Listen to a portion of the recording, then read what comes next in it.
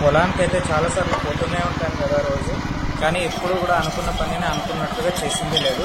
కానీ first time అనుకున్న పనిని అనుకున్నట్టుగా చేసినాము. ఆ పని ఏందనేది తెలుసుకునే ముందు మన వీడియోని లైక్ చేసి, షేర్ చేసి, సబ్స్క్రైబ్ చేసి, కామెంట్ కూడా చేయండి.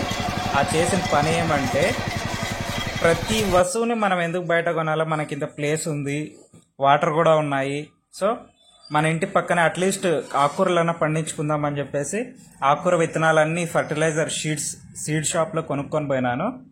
ఆ విత్తనాలన్నా వేద్దామని చెప్పేసి వీడర్ తీసుకొచ్చినాను. వీడర్తో మొత్తం ఒక 2-3 రౌండ్లు వేస్తానే ఆ గడ్డి, గురుగు గడ్డి అంతా మొత్తం పోయింది.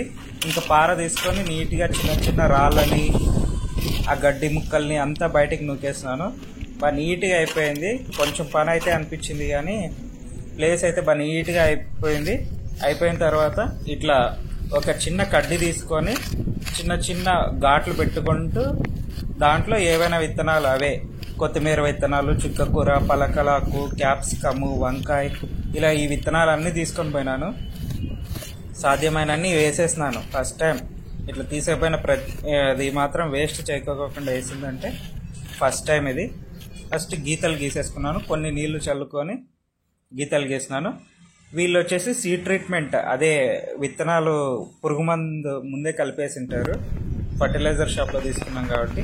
అవి మనం గీతలు గీసుకున్నాం కదా, వెడల్పుగా కొన్ని ఆ విత్తనాలు అనేవి పోసేస్తున్నాను. ఇవి వచ్చేసి కొత్తిమీర. అవి చూడండి, బాగా నీట్గా వేసినాను నాకు సాధ్యమైనంత వరకు, ఎందుకంటే దగ్గరగానే వేసినాను. కొత్తిమీర అనేది దగ్గర వేస్తేనే బాగా వస్తుంది కాబట్టి.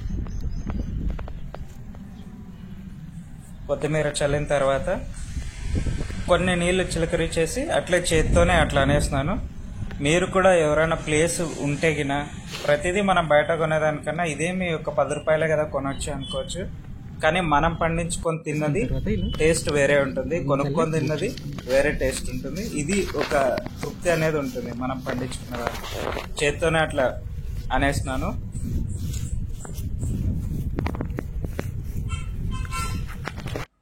నెక్స్ట్ ఈ విత్తనాలు గోంగూర విత్తనాలు. ఇవి గోంగూర విత్తనాలు వచ్చేసి నేను కొనుక్కోలేదు. ఇవి ఒకటి గోంగూర చెట్టు చాలా పెద్దగా పెరిగిపోయిండే, దాంట్లోంచి కట్ చేసి ఈ విత్తనాలు అనేవి బయటకు తీసినాం. ఆ విత్తనాలు తీసేటప్పుడైతే చిన్న చిన్న ముళ్ళుల్లాగా చెట్టు అయితే ఉంటుంది. మీరు చేతికి గ్లౌజ్ కానీ అట్లాంటివి వేసుకొని పెద్ద గోంగూర చెట్టు అయితే అట్లా హ్యాండిల్ చేసుకోండి. ఇవైతే మెంతికూర విత్తనాలు కానీ వేసినాను.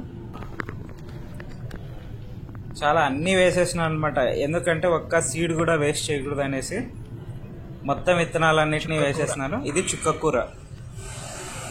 చుక్కకూర విత్తనాలు భలే వెరైటీగా ఉన్నాయి. అదేదో స్పైడర్ ఉంటుంది, దాని రెక్కల మాదిరి ఉన్నది. ఇది చాలా మెత్తగా ఉన్నాయి. విత్తనాలే ఏంటివో అన్నట్టు అనిపించింది ఫస్ట్ టైం నేను ఈ చుక్కకూర విత్తనాలు చూసింది.